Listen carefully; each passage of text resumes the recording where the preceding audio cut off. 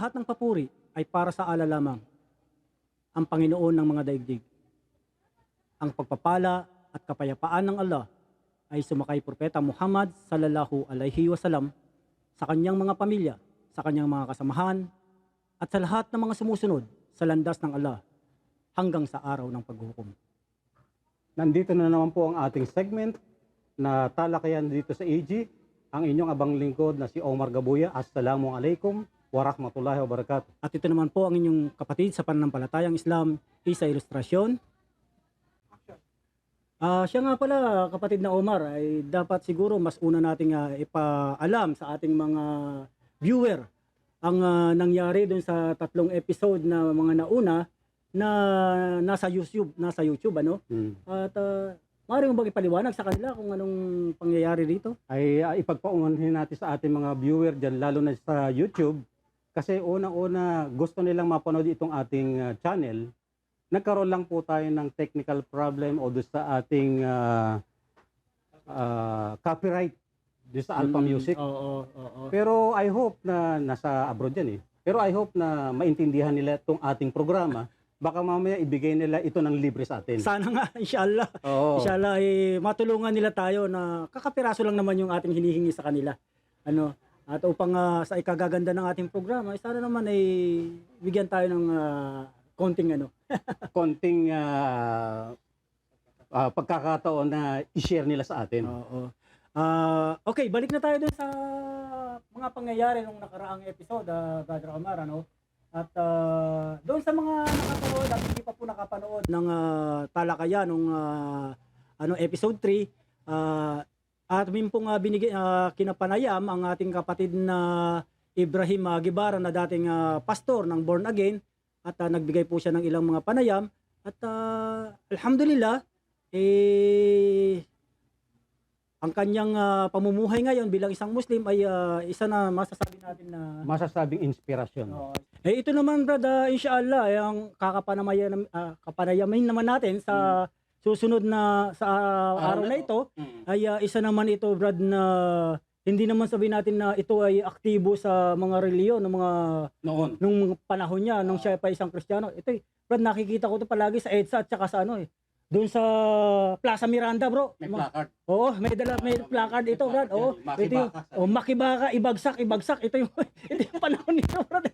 Pero Subhanallah. tawa kapatid, may kapatid rito. Oo. Yung kapatid natin, meron pala mga makibaka ngayon, nakikibaka ngayon para ipalaganap ang relihiyong Islam. Yun, oo. So, ito pala. napakaganda. Ito pala yung kanyang hinahanap na pakikibaka, brad, ano? Makibaka sa relihiyong Islam. Oo, mashallah. At inshallah, makakapanayam natin yan mamaya, inshallah. Maghintay po kayo. Abangan ninyo, darating po tayo sa pagkakataon na yan. At Very interesting. napakaganda po at napakarami niyang sasabihin sa inyo at sigurado may inspire kayo sa sasabihin niya. Pero bago ang lahat kapatid, baka makalimutan nating bumati mamaya. Kasi siyempre, sa short ng oras natin, ngayon pa lang gusto nating batiin mga ilang kapatid natin na taga Isabela. Diyan sa Isabela, si Muhammad Nur Yunus. Na ngayon ay nagtayo siya ng Islamic Center diyan. Yung mga kapatid natin diyan sa Aljub, sa Damam, sa Riyadh, sa Kaka, sa Gurayat. At saka dito na sa Pilipinas, sa San Jose del Monte, mayroon pa pala tayo Islamic Center diyan, masjid. Na napakaganda. Pakinggan ninyo mga kapatid sa pananampalatayang Islam. Marami na pala tayong maaaring puntahan at kung kayo ay galing dyan sa abroad, dumirekta na po kayo dito kung kayo malalapit dito sa mga lugar na ito. At kung sino man ang gustong pabati dyan, pwede naman siguro silang mag-message dyan sa ating Facebook. Para kung sakaling ma-receive natin yan, pwede natin silang, sabi nga rito, yung modern day ngayon, shout out. Di ba? Sige, batiin mo na, brad, para makapapunta na. Marami na rito, si Ustad Abdullah Ali. Yan, batiin na rin natin yan. Oo. Si Alex Alauya. Yan, batiin natin. Si Abdullah Padilla. Kapatid ni Robin, si Abdullah Sis. Sa Bicol yan, brad. Doon sa Camarines, nung pinuntahan natin siya doon, nung bumasyal tayo doon at naimbitahan tayo. Maganda yung lugar niya, brad. Oo. Parang masarap balikan eh. Virgin Forest. Kapalongga, yan. Mga taga Kapalongga, masarap batiin yung mga nandyan. Marami palang pamilya ng mga Padilla dyan eh. Padilla, yung talagang area pala nila yan. Tsaka si Muhammad Castillo. Si Castillo. Na meron siyang programa ngayon sa radyo. Si Brother Castillo, dyan sa Bicol din yan eh. Sa anong area yun, kapatid? Basta Bicol din eh. At saka sa abroad, sila Sheikh Muhammad Aberon. Sila Abu Khalid. Abu Khalid. Sheikh Abu Khalid ng Tabarjal. Ano? Ito pa, Laguna. Oo. Si Yasser Banao. Na lugar na kung saan nagpupunta si nagtatrabaho diyan si brother yung mga kapatid na si Jamal Podkin. Kasama niya ngayon yung isang kapatid natin nagtatrabaho diyan. So marami pang babatiin kapatid pero baka maubos ang oras natin diyan. Punta na tayo sa punto natin sa ating programa. Okay, ito ay marami kasing nagtatanong patungkol dito sa malaki kasing problema para sa kanila yung pagsasala. Okay. Maganda topic yan, Brad. Oo, kasi nung nandun tayo sa Saudi Arabia, pag oras ng sala, umpisahan mo ng Fajr, hanggang Isha prayer, walang nagiging problema. Nasa kasi, oras, kapatid. Nasa oras lahat. Oo. Kasi mismo yung pagsabi ng pagsigaw ng adan, katabi ng bahay mo yung masjid, talagang magigising at magigising ka. Di ba? Pagkatapos, pag nasa trabaho ka naman, for example, nasa trabaho ka, Stop tayong lahat. stop. Sasara talaga establishmento para lang makapagdasal. Sa lahat ng oras ng pagdarasal ay laging ganito. Ngayon, ang katanungan nila, paano pag uwi namin dito sa Pilipinas? Ang gagawin namin? Yan ang yan. Pero alam mo kapatid, alhamdulillah, yung nabanggit mo yung tungkol sa katanungan sa pagsasala, hindi lingid sa lahat, lalong-lalo na yung mga nasa abroad, lalo na yung mga nasa Middle East. Ang unang-unang pinag-aaralan natin dyan sa ating curriculum, yung oras ng sala. Kung mapapag-aralan natin, basic na basic siya. Yung pag-aaral ng kung ano yung oras ng pagsasala. Kung i-apply pa natin pala dito sa Pilipinas, ay tugmang-tugma sa ating pamamaraan kung paano natin isagawa rito sa Pilipinas. Hindi naman mahirap. Hindi mahirap, brother. kapatid. Hindi mahirap. Ang oras, ang lugar, wala itong pinipili di ba? For example, ikaw ay nagtatrabaho sa isang kumpanya. Kung ikaw ay nauwi na dito sa Pilipinas at nakapag-apply ka at natanggap ka sa isang kumpanya, maliit man o malaki ito, ay hindi magiging sagabal yung paghahanap buhay sa oras ng iyong pagdarasal makakahanap ka ng lugar at saka oras para dito no. Lalong-lalo na ito kapatid, lalo na natsyempohan mo na isang papasukan mo ay nagmamay-ari pala nito ay isang Muslim. Napakaganda. Pero gayon pa man, kahit na hindi Muslim siya, basta alam ng ating mga employer at naipaliwanag natin na napakahalaga ng pagdarasal dito sa atin, ay alam mo, yun ang napakaswerte natin dito sa Pilipinas. Unang-una, sa ngayon, wala tayong nakikitang problema rito sa Pilipinas pagkat ang ating gobyerno ay tumutulong sa atin, kapatid. Oo. Lalong-lalo na itong mga ewan ko, makalimutan ko, itong programa ni Yorme. Yeah, Brad. Oo. Sabi niya, bakit napakarami at nauna ang mga Muslim dito sa Pilipinas, lalo na dito sa Manila, bakit walang sementeryo? Nangingiti nga ako dyan, Brad. Ayun Sabi nga, niya, kapatid. merong Chinese cemetery, merong sementeryo ng mga Kristiyano, pero walang Muslim cemetery ng cemetery. Muslim. Oo. At alhamdulillah, isang malaking biyaya ni Allah subhanahu wa ta'ala na meron na pala tayong Muslim cemetery in Metro Manila. Oo, nandito sa mismo. Napakaganda, kapatid. Oo, mashallah. Kung magagawin naman kayo rito sa parting Bulacan, abay meron na rin pala tayo yung i-donate ni Brother Abdulaziz Padilla.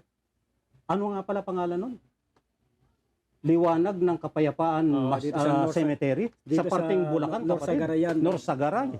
Marami na tayong mga kapatiran na nakahimlay dyan ngayon na naihatid na rin natin dyan. Sa totoo lang kapatid, dyan na ilibing ang aking mahal na magulang. Mahal na ina. Mashallah. Kaya ipinagdudua ko itong si Brother Abdulaziz na sa pagbibigay niya ng ayuda o pagtulong na magkaroon tayo ng cemetery dyan sa Norsagaray. Kabilang yung aking nanay na nailibing dyan. Malaking bagay, kapatid. Kaya yung mga kapatid natin na malapit dito sa parting Manila, meron tayong sementeryo. At kung magagawin naman tayo ng Nueva Ecija, meron din dyan sa may Pantabangan. Napakalawak, kaya mga kapatid, yung mga nandyan, yung mga nanonood dyan, importante lang sa atin lahat ay makipag-coordinate tayo sa ating mga kapatiran sa Islam. Kasi katulad ng ginagawa natin programa, di ba? Pag may namatay, aalalayan natin sila. Itinuturo natin sila sa mga dapat na tumulong sa kanila. Okay, Huwag kay Tulpo, barada, dahil si Tulpo hindi niya alam yung sementeryo ng mga Muslim. Nakakatawa rin minsan. Okay. Sa totoo lang, brad, medyo ano tayo doon sa ganung nabanggit mo yung patungkol dyan. Imbis na ito'y kumbaga, Nakakalungkot. Imbis na yung ating mga pero nakakalungkot, pero kapatiran, nakangiti tayo. Yan ang sa lahat ng lungkot, nakangiti tayo. yung ating mga kapatiran ay imbis na tumakbo sa kapwa niya, kapatid niyang Muslim, ay tumatakbo sa labas ng Islam at yung pang tumutulong sa kanila. Pero inshallah kapatid na sa ngayon kasi ay wala tayong malapitan. Pero sa dinami-dami ng mga Muslim ngayon na dating Kristiyano o yung mga taga Mindanao na tumutulong sa atin, brad. Hindi malayo na magkaroon tayo ng programa na nakapokus para tumulong sa mga kapatiran natin. Inshallah. Katulad ng ipinanawagan ni Brother Ahmad Javier. Kasi namroblema tayo sa yung ambulance, brad. Oo. Diba, brad? Ay nananawagan sila na sana ay magsama-sama tayo para makabili ng ambulansya. Siguro hindi mahirap yun para magsama-sama tayo. Diba? Para magkaroon tayo ng sarili nating transpo para madala natin sa mga leadingan. Oo. Inshallah, isa mga magagandang programa. Oo. Ay, brad, mabalik tayo doon sa, yun nga, yung tungkol dito sa pagsasala. Ay, uli natin itong Okay. rito. Yun nga, nagtatanong sila, paano natin isasagawa ito sa mga oras na dapat itong isagawa kung tayo ay nandito dito na tayo naghahanap buhay. At pangalawa, no? Sabi nga natin sa kanila, hindi mahirap na isagawa ang pagdarasal dito sa atin kung nandito ka na, ano? Umpisa, syempre, mas mainam mo itong practicein sa loob ng iyong pamamahay. Exactly, brad. Di ba? Exactly. Kung ikaw ay naman nandun sa labas at nasa hanap buhay ka, maaari mo itong ipaalam sa iyong pinapasukan kung pumayag sila. At kung hindi naman sila pumayag, meron pa rin paraan, brad. Paraan pa rin. Okay, dun muna tayo sa, kung ikaw ay nangangamuhan, ano ang dapat mong gawin? Ay kaya nga napakahalaga na para sa akin bilang payong kapatid. Hanggat maaari sana kung tayo ay nagtatrabaho sa abroad o kaya yung mag-ipon tayo ng puhunan. Number 1. Pag-ipon natin ng puhunan, pagdating dito, ay magtayo ka ng sarili mong negosyo. Unang-una kapatid, iba na yung ikaw yung amo. Kasi ikaw ay mismo magbibigay ng oras sa pagdarasal mo. Kaya napakahalaga na katulad yan. Hindi ko nahihiya kapatid. Parang gusto ko na rin i-share sa inyo kasi pagdarasal ang pinag-uusapan natin. Maigi na yung magkwento tayo ng kumbaga sa na-experience natin. May hirap magkwento na isang bagay na hindi natin nasubukan sa sarili natin. Katulad ng pagdarasal. Alam niyo ba mga kapatid, magmula nung ako'y bumalik sa Middle East, pagbalik dito, nag-tricycle ako, brad. Sabi na, paano nangyayari magta-tricycle to galing abroad? Hindi nakakahiya na tayo ay magkaroon ng tricycle kasi nung una, iniisip ko kung ako ay magninegosyo ng isang bagay na medyo masyado kang focus ng abala. Kasi pagka nagta-tricycle ka, umabot ng alas 12 na, yung mag-dohor na. Kasi bago ka pumasada, magsala ka muna ng pajar. Ito yung actual eh. Namamasada ka, kumikita ka na ng konti at medyo mainit na, umuwi ka sa bahay mo, magpahinga ka ng konti. Hindi yung galing ka sa pasada, hugasan mo. Ang sabi rito sa atin, brad, pasma. Which is, bigyan natin ng consideration ang sarili natin na i-consider natin yung factor na initan ng katawan natin, alangan na maghugas agad tayo. Ayun nga, hindi na intindihan ng marami na hindi ganun kahigpit ang Islam na kailangan galing ka sa init, maghugas ka agad ng kamay na malamig, pasma ang abot mo. Ang kailangan dyan ay magpahinga ka ng konti, pag nakapagpahinga ka na, maghudo ka at magsala ka. At ang natin, kung tayo nasa sariling bahay natin, ay kung ang misis mo ay Muslim na, may jamaa kayong dalawa eh. Kung sakaling ikaw ang Muslim pa lang, prepare your sudyada, pagkatapos mo magsujud, ay magudo, yung pagsusudyodan mo ay kailangang isaayos mo. Kailangan i-prepare mo. At tulad yan, dapat alam mo yung kibla. Which is, nung unang panahon, Brad, mahirap hanapin ng kibla dahil wala tayong kompas. Sa ngayon, Brad, Sa hindi ngayon, na, wala oo. na. Lahat ngayon posible na. Madali High-tech na, Brad. High-tech Oo, na. madali na. Mm. O, pati yung oras ng pagdarasal, marami nagtatanong dyan na sinasabi nila na anong oras ba yung Oo, hindi na mahirap. pagdarasal kailangan namin malaman. Ngayon ba lahat Napakaswerte ng mga Muslim ngayon, kapatid. Oo. Kasi may technology na eh. Hindi katulad ng unang panahon. Parang sinasabi mo, edad na tayo na, Brad. aminin na natin, Brad. Aminin natin. Oo. Pero nakakatawa. Pero inaamin namin na may edad na kami ni Brother Isa. Oo.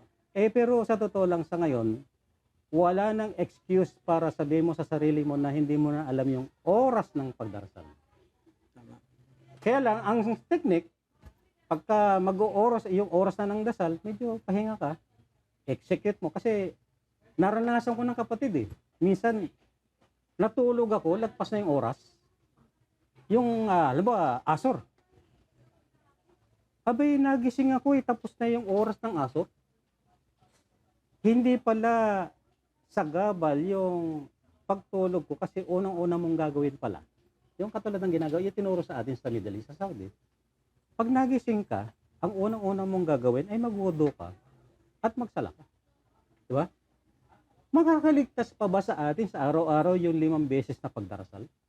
At saka doon tayo matutok tayo doon sa patungkol dito sa oras nandito tayo sa Pilipinas ngayon at mas malamang talagang mas malamang na nangyayari na lagi tayong nahuhuli sa ating pagdarasal.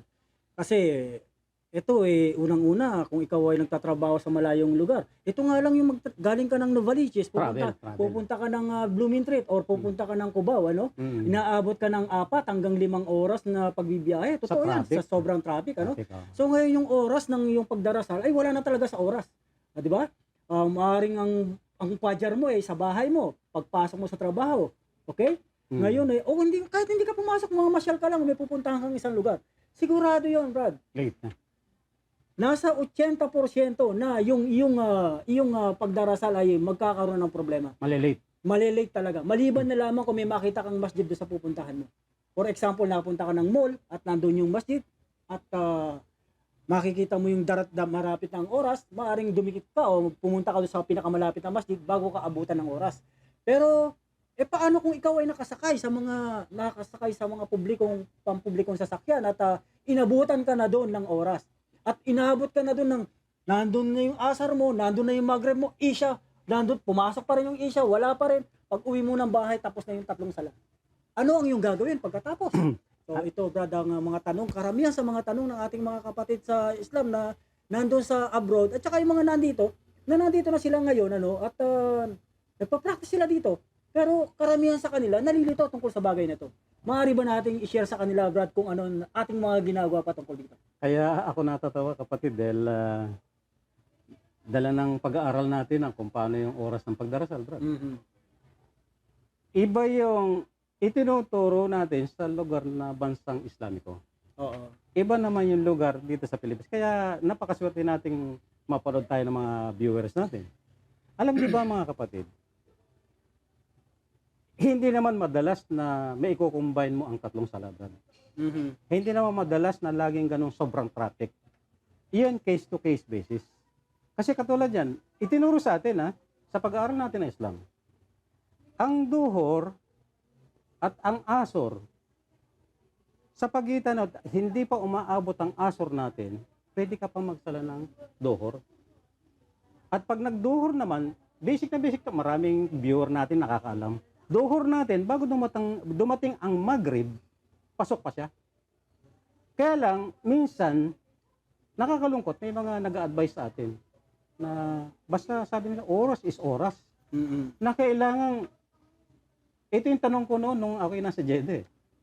Pag ako ba'y nakasakay ng jeep, papuntang Quiapo at inabot ako ng traffic, bababa ako ng jeep para lang magsala sa kalsada. Dahil oras na Or magsala ako sa jeep. Sa jeep. Oo, yan ang mga dyan mga question Kaya nga rito, kapatid, alhamdulillah, ang Islam ay hindi nagpapahirap sa mga Muslim. Ang solusyon, alamin natin kung ano ang pamamaraan. Kasi Katulad ng pagkakamali sa pagdarasal, itinuro ng Propeta Muhammad sallallahu alaihi wasallam. Maraming bagay na itinuro sa Islam na mapapadali sa atin kung meron tayong kaalaman. Kapatid na Omar, nandito na ang ating pinakahihintay na isa sa ating mga nasabihin nating magiting na bisita sa araw na ito. At sa aking mga kapatiran dyan, sa ating mga kapatiran, siya yung aking sinasabi sa inyo kanina na nagsisisigaw sa kanyang kapanahunan nung Sa panahon. kalsada. Oo, brad. Nung mga panahon niya, walang ginawa ito kundi magsalita ng ibagsak eh. Eto na ngayon, pakinggan na Eh, natin siya. At siguro mas mainam na siya na magpakilala sa sarili niya ngayon. Okay. Dahil sinabi na natin yung patungkol sa kanya kanina, di ba? Okay. Okay. Okay mga kapatid, ako nga pala ay babati muna sa inyo ng Assalamualaikum warahmatullahi ta'ala barakato. Ako nga pala si Ibrahim Lasarte na sinasabi ng mga kapatid na ako dati ay nagsisigaw sa Mindula, laman ako ng IDSA. Sa totoo lang may katotohanan naman dahil ako sa panahon na yon ay nasa madilim pa ako na bahagi ng aking buhay. Nung ako ay Kristiyano, ngunit hindi ko nais na saktan ang kalooban ng mga wala pa sa pananampalatayang Islam sa mga Kristiyano. Ngunit ako ay nandito na ngayon at ito ay aking pinagbuti at ako ay nagsaliksik ng maigi upang ito ay aking maging sandata para ipamuhay ko ang Islam at maipakita ko sa aking pamilya. At alhamdulillah, hindi ako nabigo na ibahagi ko ito sa aking pamilya ang pananampalatayang Islam at ito ay yinakap rin nila. Unang-una, mga tagapanood sa mga bagong Muslim at sa mga Kristiyano, ito ay ang kailangan natin ay magsaliksik upang maging gabay natin at maipamuhay natin ng wasto ang ating pangunahin tungkulin sa Islam upang magampanan natin ang ating minimiti bilang isang, alhamdulillah, isang Muslim. Brother Ibrahim, kanina nag-usap kami ni Brother Omar, ni kapatid na Omar. Nagtanong kami sa isa't isa, ano ba ang pwede naming itanong sa iyo na mahalagang bagay na siyang naging napakagandang pagbabago sa iyong buhay at sa iyong pamilya. Nabalitaan namin, Brad, na at alam naman natin sa ating grupo, no, na meron siyang isang anak na isang ustads na ngayon at saka meron din siyang anak na isang ustasa. Ang dito, ang katanong namin dito, ano ba ang sekreto at mashallah nagkaroon ka ng ganito at subhanallah, pagkatapos mo magsisigaw doon sa EDSA, biglang meron kang isang ustasa at saka isang ustads na siyang imam ng ating masjid ngayon. Actually, kapatid, napakagandang katanungan ito para sa kanya. Kasi magiging inspirasyon to sa ating mga tagapanood, mga televiewers, dyan sa mga Facebook, dyan sa YouTube natin. Kapatid, maganda yung katanungan namin, Brother Isa, sa'yo. Bilang dating nasa kalsada, biglang, kamukat-mukat mo, biglang pinag-aral niya ng Islam yung kanyang anak na lalaki at saka yung babae. Anong nagbunsod sa'yo para sila hikayatin na mag-aral pa ng mas malawak ng katuruan ng Islam? At marami pa, Brad, ang isa dito na hindi ko maarok, sabihin na natin, na nag-Islam siya, no, dito sa Pilipinas, pagkatapos nabuo niya ang buo niyang pamilya na yakapin ng Islam, at pagkatapos nagkaroon pa siya ng isang ustads at nagkaroon pa siya ng isang ustasa ng mga anak. Tama. Ito ay isang anong sekreto, Brad, ang meron ka at anong biyaya ang pinagkaloob ng Allah Subhanahu wa Ta'ala sa iyo na talaga namang alhamdulillah napakalaking biyaya. Alhamdulillah mga kapatid, isang biyaya. Ngunit yung pangarap ko na yan na ako'y makapag-aral, ngunit tayo ay lagpas na sa edad, nga, para pumasok sa isang formal na pag-aaral. At ito ay aking idinalangin na lang sa Allah Subhanahu wa Ta'ala na ipagkaloob niya yung aking hindi nagampanan ay maibigay niya sa aking mga anak. Totally, hindi ako ang naghikayat, kundi ang akin na lamang ay pananalig sa Allah Subhanahu wa Ta'ala at hiningi ko sa kanya ito na yung aking pangarap kahit sa aking mga anak ay maisakatuparan nila. Alhamdulillah, binabati ko ang Al-Akdar sa pamumuno ni Umar Subya dahil sila yung susi kung paano nakapag-aral ang aking anak sa Baguio. Sila ang nag-sponsor at yung iba pang mga kapatid na may mabubuting kalooban, sila yung nagsuporta. At ito ay ngayon, naging guro na siya.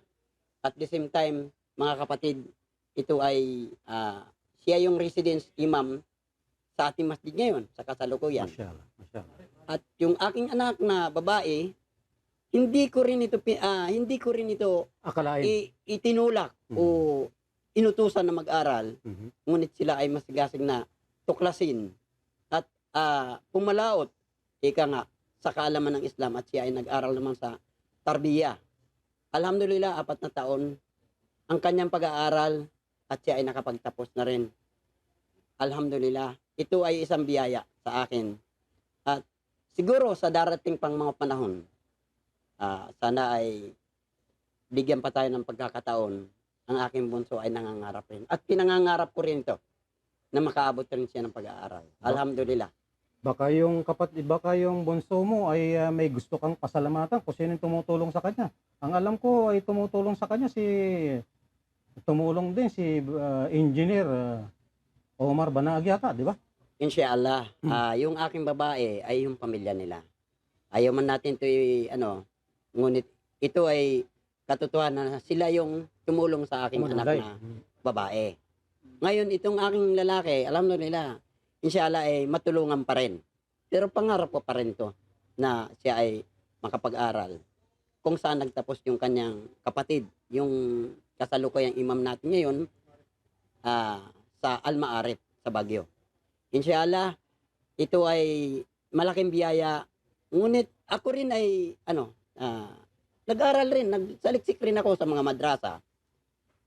Pag may mga pag-aaral, dumadalo ako dahil ito ay pangarap ko.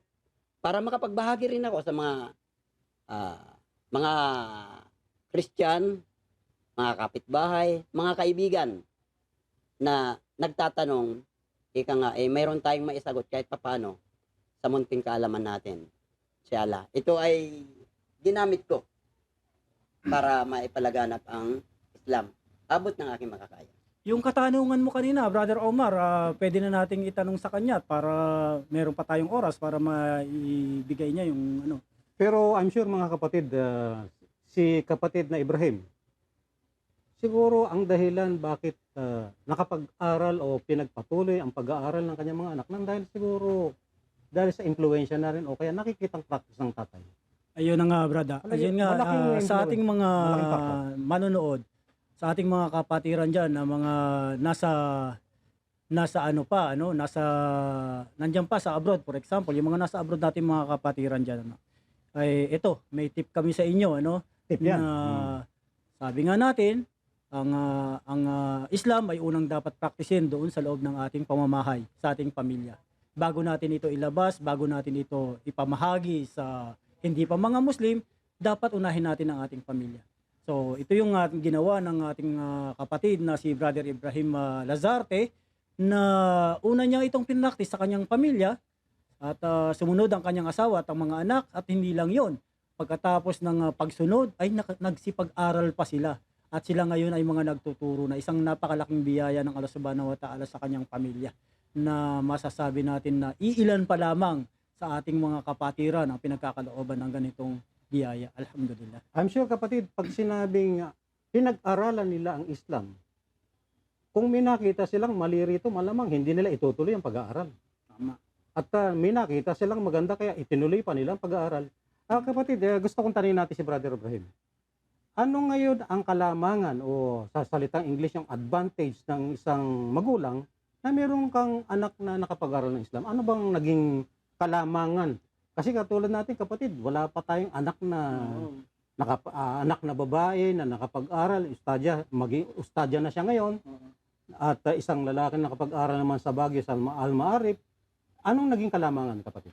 Totally, ang naging advantage ko sa pagdating sa pamilya, kung ano man yung mga usapin na medyo critical about Islam, ay isinasangguni ko ito sa mga anak ko. Alhamdulillah. Hindi ako ay ika nga, pagdating sa bahay ako ang amir dahil ako ang ama. Pero Pero- pagdating sa kaalaman, pero may respeto ako doon sa anak ko dahil siya ay may pinag-aralan. At lahat ng mga critical na usapin sa paggampan, halimbawa yung mga selected na araw ng pagpapasting, ito ay tinatanong ko ano ito ang hukom o ano ito po, pwede ba ito? Mayroon ba tayong nilalabag nito?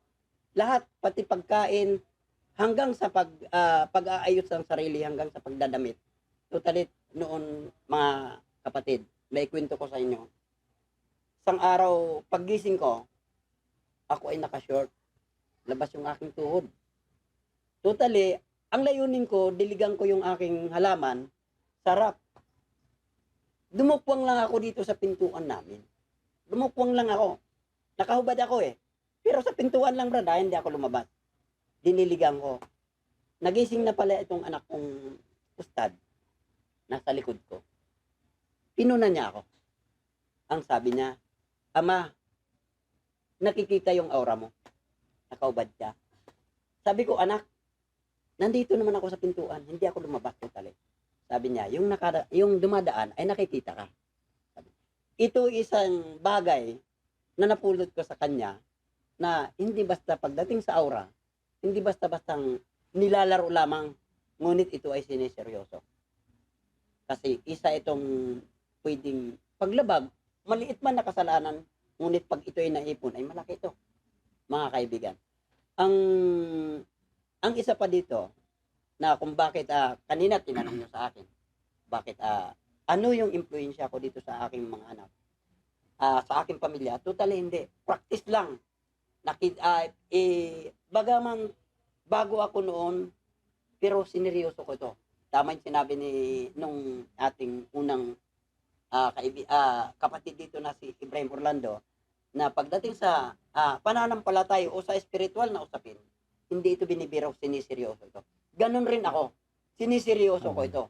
Kaya nagsaliksik ako, dumadalo ako sa mga symposium, nangungulikta ako ng mga babasahin, dahil nais ko na lahat ng aking paggampan sa parte ng ibada ay hindi man 100%, maka 90% man lang, ibig sabihin, may sakatuparan ko ito. Unang-una mga kapatid, ang tip ko, para doon sa mga bago. Kasi totally, nakakalungkot. May mga bago o hindi man bago, kung tayo ay kapos sa kaalaman, mga kapatid. Kasi sabi nga, ang kaalaman ito ay nagpapalaya sa kamangmangan. Di ba?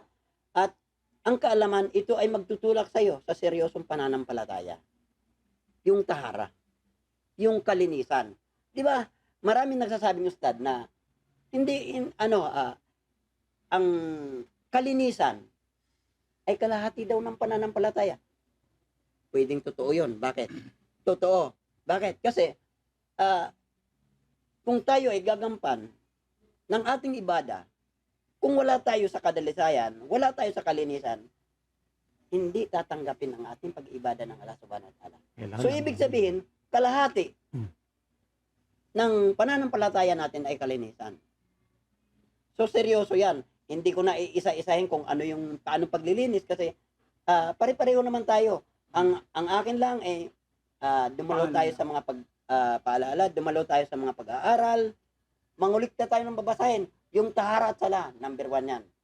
Kasi, paano tayo nagsasala kung hindi tayo dalisay?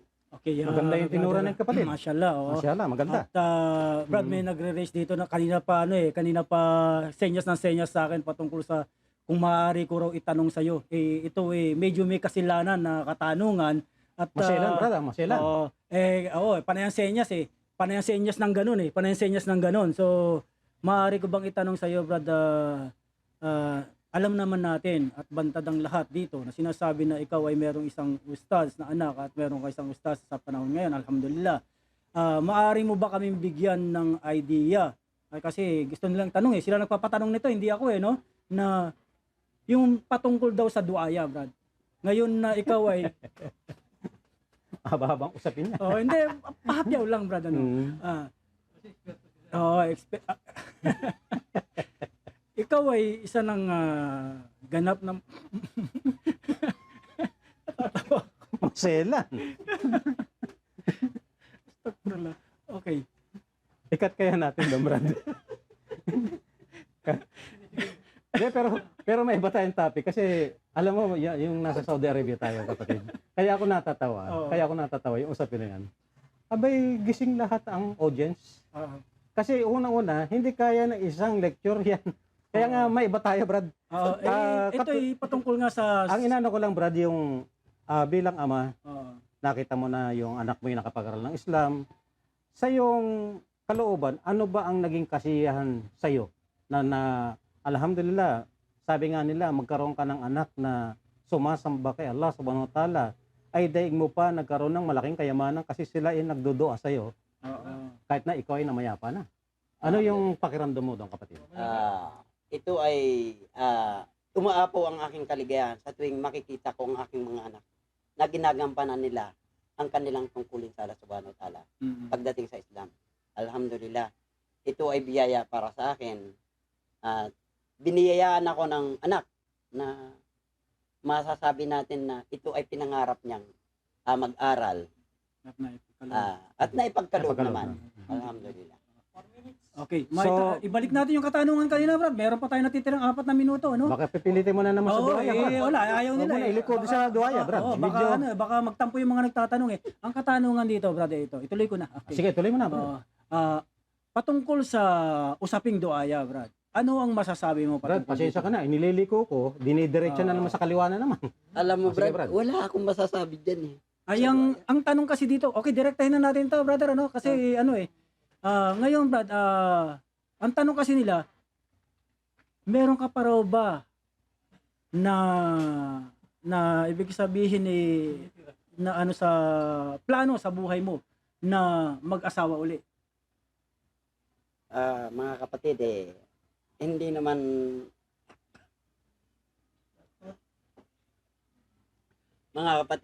ito ay Parang nabubulunan ka yata, Brad.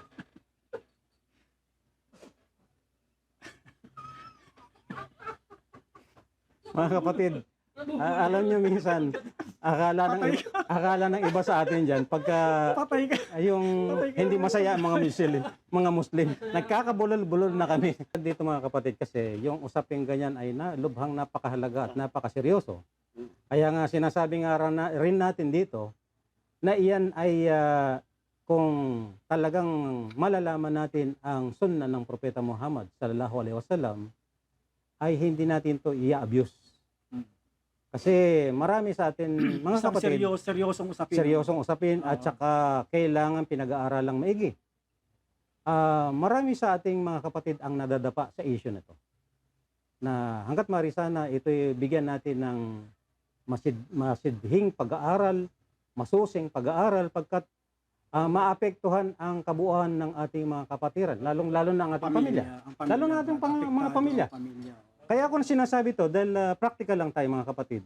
Dahil pag ito ang pinag-uusapan, ang mga ating mga kabiyak natin, mga ating better half, ay medyo allergic yan. At saka pag uwi nito ng bahay, Kailangan sigurado, magdala siya sa panang Brad, mamaya, Brad. Ang issue na to, Brad, patay ito mamaya. ang mga kababaihan nangangailangan ng antibiotic. Kasi grabe to. Kumbaga sa virus, grabe to eh. Hindi ganong maintindihan. Pero in fairness mga kapatid, kaya pinapayagan sa Islam yung ganitong issue kasi merong mga sitwasyon na hindi mapigilan. At superiority ng Islam, mga kapatid, yung kalamangan ng Islam, hindi siya basta-basta ini-execute, kundi ito ay mayroong panuntunan na dapat sundin. Yan ang kagandahan. Hindi katulad ng unang panahon. Ay ako'y tinanong, kapatid, sa atin, karamihan sa atin, bakit ka nag-asawa? Bakit ka nag-Muslim? Siguro mag-aasawa ka ng marami. Ang lagi kong sinasabi, mga kapatid, may pinsan ako na 3 ang asawa, 4, pero Kristiyano siya. Anong dahilan pa mag-Muslim tayo para lang mag-asawa ng marami? Ngunit, ito ang kaibahan. Di ba? If you agree, brother. Kung sakali man, ang babae, ang lalaki pala, ay mag-asawa namang muli. Parang nabuhay namang muli, ano? Ang ating kalinangan. Ay, marriage contract ang katapat. Hindi katulad ng tayo, hindi pa sa Islam, ay kailangang saan ko kaya ibabahay. Kaya mga kapatid, kung kayo mga nanonood dyan, nakikinig, babae man kayo, lalaki, Muslim man o hindi, sa Islam lamang. Kasi dito, pinapakasalan ang yung napupusuan na babae. Yun yung balak nating ipahatid sa kanila. Na ang duwaya sa Islam ay napakaganda. Kaya lang, siyempre, ang mga kababaihan, hindi nila matanggap tong issue na to. Pagkat nandun pa tayo sa ating kultura na ang isang lalaki ay dapat sa isang babae din. Pero kung titingnan natin, lahat ng mga propeta, wala ka nang makitang isa lang asawa. Karamihan sa kanila, may dalawa, may tatlo. Pero ibang topic natin yan, kapatid. Okay, so ibalik natin sa kanyang question, Brad. Hindi pa ako sinasagot kanina pa eh. Hindi makasagot, Brad eh. Mukhang Ang natamaan tanong siya ng dito, kidlat eh. Brad, ano ang masasabi mo patungkol sa 2 minutes. sa pag-aasawa ng marami? At ang gusto nila talaga itanong, Brad, kung mag-aasawa ka pa raw ba uli? Sa ngayon, siguro parang wala pa sa isip ko ang mag-asawa uli. Brad, hindi kaya dahil sa ikaw ay nasa YouTube? Hindi naman, Brad. Okay, natatakot ka ba nasa YouTube? Kaya sinasabi mong baka mahigpit pa ang iyong parents. Hindi. Totally ganito yan, Brad. Okay, sige, Brad. Ang pag-aasawa kasi muli, ito ay nangangailangan ng nasabing pantay na hustisya. Correct. Ibig sabihin. Kasi nakakalungkot mga kapatid. Mayroong mga kapatiran na nag-aasawa ngunit tinatalikuran nila yung nauna. Ito ay hindi ganawa ng mahal na propeta. Sallallahu alaihi wasallam. Dati may nagbiro ito sa akin, isang kapatid na kaibigan na babaeng banggitin na natin ng kanyang tribo, Maranao. Mag-aasawa ka pa para iwanan mo sister. Sabi ko, hindi yan ang sunan ng Prophet Muhammad sallallahu alaihi wasallam. Dahil ang Prophet Muhammad sallallahu alaihi wasallam, nag-asawa siya ng malibang kay Khadijah, hindi niya iniwan si Khadijah. So, kung sasabihin mo na ang isang lalaki, ang isang Muslim ay mag-aasawa, para talikuran yung nauna, hindi siya nakasunod sa sunan ng Prophet Muhammad sallallahu alaihi wasallam. So, ibig sabihin pala, Brad, kung ikaw ay mag-aasawang muli, hindi mo tatalikuran ang responsibilidad mo sa unang mong asawa. Brad, kailanman. Ang isa pa nakatanungan nila rito, Brad, ito direkta na, brother, para sa ating mga manonood. At ang tanong pa nila, Brad, kung hindi ka man daw ready ngayon sa panahon na ito sa pag-aasawa, pero meron ka na raw ba talaga napupusuan? Wala pa ngayon kapatid. Wala ka pang napupusuan sa panahon Brad, na ito? parang pinipiga mo tong ating kapatid. Hindi kasi parang walang mapiga eh. Sanay eh. nakikita ko na Sanay na, kaya niyang lumihis, Brad, Lumihis. sa mga katanungan pero palagay ko, Brad, sa susunod na tanong natin, hindi na ito makakalihis Pero gayon pa mga kapatid, seriously speaking, yung tanong namin sa kanya may katotohanan pagkat napakahalaga na malaman ng ating mga viewers. Okay, Brother Ibrahim Lazarte,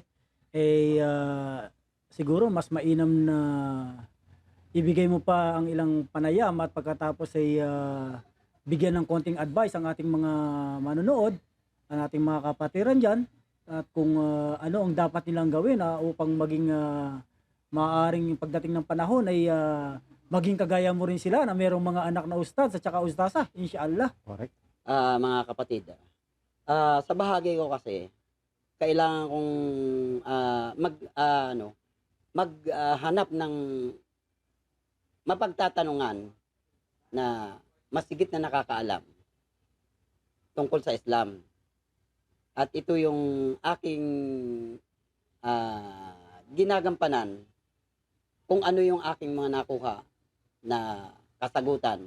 Totally, pag mayroon akong mga masalimuot, kasi hindi natin pwedeng sabihin na medyo matagal na tayo sa Islam na-perfect na natin.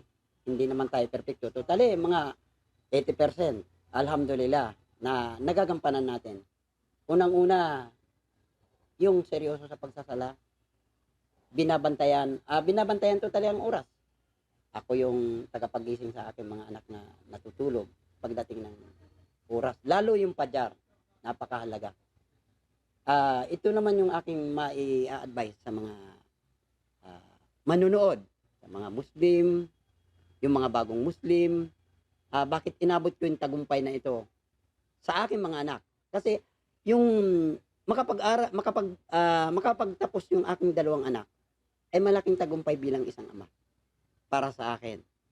At ito ay pinakita ko sa kanila na ang Islam, ito na yung buhay na dapat naming gampanan hanggang sa kami ay bawian ng buhay ng dakilang tagapaglikha. Ito ay ang maibibigay kong payo sa mga kapatid.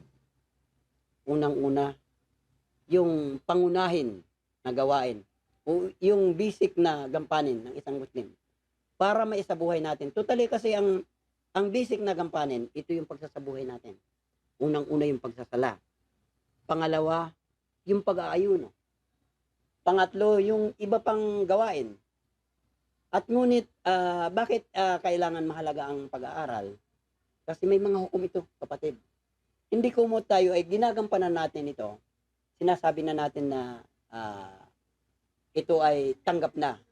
Maaring hindi ito tanggap ng tagapaglikha. Hindi natin pwede ito ikatuwiran na bago ako o kailan lang. Sa araw ng paghuhukom, hindi ito ibibigay sa atin ng Allah Subhanahu wa Ta'ala. Dahil binigyan tayo ng tamang wastong kaisipan upang pag-aralan. Ito. At upang masunod ang kanyang kalooban. Ang unang-una, yung tahara. Yung kalinisan, mga kapatid. At kung paano pinagdudugtong-dugtong. Sabi nga kanina, yung talakayang kanina, yung pagbibiyahe. Dapat alam natin ito. At kung paano tayo nagkamali, dapat alam rin natin ito. So kung hindi natin alam, mga kapatid, pinapayo ko, lumapit kayo sa tamang pinagtatanungan. Hindi yung kumot Muslim at nagpakilala sa'yo at tatanungin mo na. Hindi, mga kapatid. Hindi ko miniminos ang mga kapatid kong Muslim. Ngunit, doon sa maalam tayo mag-ano. Kasi kaya sila nag-aral, ito ay nilagay ng Allah Subhanahu wa Ta'ala sa kanila upang maging gabay sa atin. Dahil wala na ang Prophet Muhammad sallallahu alaihi wasallam. Okay. Brother Omar. So nakaka-inspire yung sinabi ni Brother Ibrahim. Inshallah, ang ating mga taga-panood, taga-pakinig, lahat ng mga taga-subaybay natin dyan, ay nagkaroon ng idea o na-inspire sa sinabi ni Brother Ibrahim. Kasi talagang nakaka-inspire tong bagay na to. Ako nga, kapatid, gusto ko nga rin sana mangyari din sa akin yung katulad ng experience niya. Wala naman siguro sa ating mga kapatiran ang hindi nangangarap ng nangyari sa kanya, no? At okay, Brother Ibrahim, maraming salamat sa ibinahagi mo na experience mo sa buhay bilang isang Muslim. At kulang na kasi ang ating panahon para mabigay pa natin ang ilang pang mga impormasyon, no? Siguro sa susunod na lang, mga kapatid, na pagkakataon, imbitahan uli natin si Brother Ibrahim para makapagbigay uli ng ilang panayam o ilang mga example kung paano natin isasabuhay ang pagiging Muslim natin bilang dating mananampalataya bilang isang Kristiyano at ngayon ay tayo ay mga ganap ng Muslim. Alhamdulillah. Mashallah, Brother Omar, nakita naman natin kung paano ang sigla ng ibinigay sa atin na Ni Brother Ibrahim. Oo, na istorya ni Brother Ibrahim sa kanyang buhay bilang isang Muslim at sa kanyang pamilya, no? At marami sa atin ang nangarap din ng kagaya niya. Inshallah, ipagkaloob din sa atin ang mga biyaya na ipinagkaloob sa kanya. Amin. Nakaka-inspire tong kanyang istorya, kapatid. At ang pinag-usapan pa lang natin dito yung personal na, yung mga surface pa lang ng kanyang buhay, kapatid. Pero siguro, dahil katulad na sinabi mo, maganda kung ma-invite pa natin siya kasi, alam mo kapatid, ang pag-embrace ng Islam, hindi lang yung nagsyahada ka eh. Hindi yung sabi mong, La ilaha illallah, Muhammad Rasulullah, tapos na eh. Kaya nga, napakaganda mga kapatid na mapanood natin yung mga katulad ng istorya ni Brother Ibrahim Lasarte kasi unang-una, ang mga life story, mga buhay nila, mga istorya ng kanilang buhay ay magsisilbing inspirasyon sa ating lahat. Oo nga. Kaya alam mo kapatid, Siguro, brother, mas mainam na wala na kasi tayong oras, ano? wala na. At Talagang meron pa napakabilis ang oras. meron pa tayong dapat na batiin dyan. Siguro mas mainam kung batiin Pero mo sila para bago natin makapag- makalimutan kapatid, every Monday, lagi natin napapanood itong ating programang ito. At lahat ng mga televiewers, mga may YouTube dyan, may Facebook account dyan. Kung mapapanood nyo itong programa natin to, ito ay kapupulutan natin ng aral lahat kasi unang-una live na live to, Brad. At pati yung aking mga kliyente kanina, bro, Oo, tinatanong napaki- tayo. Sabi niya, Exactly. saan namin mapapanood sa YouTube dyan? May Ano ba? nagtanong na. Oo, may nagtanong. Sabi niya, kasi gusto namin mapanood at ma-share namin. Yung mga maranaw kanina, bro. Yung, Nakakatawa nga. Basta nakakatawa ng puso, kapatid. Sabi ko, ganito. At, Siya nga pala, bago natin makalimutan, itong sa taga Masjid Al-Aqdar, sa pamumuno ni Ustad Ryan, binabati natin dyan, kapatid. Oo. Si Muhammad Daksa, si brother, itong kasama natin, Brad, nasa palipaligid lang natin, si Muhammad Yusuf Almario. Oo nga. Natatanda mo yan, kapatid. Isang masigasig natin kapatid dyan. Taga Diparo yan, Brad. Taga Diparo. Oo. Ito pang taga Davao, Brad. Na Oo. madalas kong nakikita to, laging siguro magugulat siya kung i-shout out natin si Ali Kabahog. Ay, matagal na rin natin hindi brother. nakikita ang ating kapatid na yan. Itong taga Tarlac, simula Brad. nung siya ay mapunta sa probinsya. Oh. Itong taga Tarlac. Kilala mo to, Brad. Si Ahmad Galot. Oo. Brad, Nakakapanood yan dyan. Ahmad Galot, kumusta ka na dyan? At saka ito pa, Sana ay makabalik ka na rito sa Maynila. Brad, meron pa rito, taga Bicol, yung Sirka, group ng Sirka, dyan sa Bicol. Oo. Oo, kung nakakapanood kayo dyan. Assalamualaikum sa inyong lahat dyan. Salam sa mga kapatiran dyan. Regarding Mindoro, Brad, Oo. ito lagi nating nakikita dito sa Bicol. Ay sa Mindoro pala, sa Mindoro. Ang ganda ng programa nito si Ustad si Sheikh Dennis Hong. Ang ganda ng programa dyan sa Mindoro, kapatid. Oo. At bago pa ang lahat, Brad, bago natin makalimutan, ito ating minamahal na si Brad, Engineer Omar Banaag. Engineer, Masyadong busy dyan Salam. si Omar Banaag. Nako, may programa yan eh. pasyalan mo naman kami dito. Oo, At, namimiss natin eh. Inshallah, maging guest ka rin namin dito, inshallah. Sa Laguna, wag mong kakalimutan yung, baka nanonood ka dyan, si Yasir Banao sa Laguna. Nabangkit na natin pero gusto nating ulitin para talaga matutukan ng pangalan niya. At saka yung ating mga kapatiran dyan sa Saudi Arabia, dito sa sa may gawin ng Duba, sa ibaba ng Tabuk, Saudi Arabia. Pero bago ang lahat, seriously speaking, kapatid, gusto ko sanang bigyan natin ng tuon ng pansin to. Tayo bilang Muslim ay napakahalaga para sa ating tumbagay nito. Wala man tayong nagagawang tulong, pinansyal, o ano man sa pagdadawa natin. Kayo dyan mga kapatid na nanonood, ipagdua lang natin yung mga workers natin sa dawat. Lahat na, kasi sa ngayon, Brad, alhamdulillah, marami na tayong tagapaghatid ng magandang mensahe ng Islam. Sa buong Pilipinas, Luzon, Visayas, Mindanao, sa Middle East, ang daming nagdadawa dyan, Masigla Brad. ang dawa, Brad. Masigla ang dawa, Brad. Masigla ang dawa. Kung ano ang sigla ng dawa sa Middle East, Brad, Dito, mas malakas masigla din. rito. Lakas Mas din masigla dito. Yung mga dating propagator, Brad, sa Middle East, nandito sila ngayon, Brad. Oo. Talagang namamayagpag sila, talagang no holds bar. Sabi nga, talagang nagdadawa sila for the sake of Allah subhanahu wa ta'ala. Ipagdua po natin ang mga kapatid natin na tanging ang ating ipagtaas ng ating mga palad na ganyan, ipagdua natin kay Allah subhanahu wa ta'ala na sana'y biyayaan sila ng maraming bagay na biyaya para may ipagpatuloy pa nila ang pagpapalaganap ng Islam dito sa Pilipinas. Okay, brother, magpapaalam na tayo. At wala na tayong oras at sa susunod po na pagkakataon ay ibabalik namin sa inyo ang mga kulang sa panahon namin ngayon. Hanggang dito na lang po mga kapatid. Ito po ang inyong kapatid na Omar Gaboya dito po sa Talakayan sa AJ. At ako naman po ang inyong kapatid sa pananampalatayang Islam, Isa Ilustrasyon. Assalamualaikum Warahmatullahi wabarakatuh. wabarakatuh.